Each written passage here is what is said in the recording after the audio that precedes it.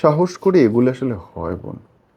এখন শুধু চাইতাম 20,000 টাকা যদি একসাথে পাইতাম না, আমি মানে কাপড় তুলতাম। কাপড় তুলে আমার পেজে কাপড় সেল করার, আমি মানে অন্য কারো কাপড় রিসেলিং এর কাজ করতেছিলাম, শিখতেছিলাম। কখনো ক্যামেরার সামনে আসি নাই। কিন্তু এগুলোর ভিতরে ওই মামলা, হেনস্থা হওয়া, অপমান হওয়া সবকিছু কিন্তু চলতেছে। সাথে হার মানবো না। চলতেছে। মরে গেলে মরে যাবো। মরে গেলে কবর দিয়ে ফেলবে। আমিও বাচ্চাকে বলে দিয়েছি, আমি মরে গেলে তোমার আব্বুর পাশে আমাকে কবর দিয়ে দিও। জিয়ারত করলে একসাথে ২ জনেরে জিয়ারত করতে পারবা।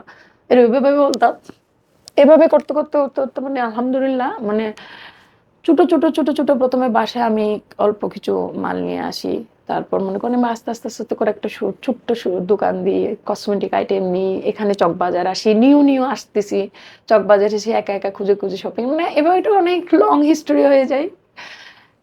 আলহামদুলিল্লাহ এখন আমি ঢাকা আসা আমার ভয় লাগে না।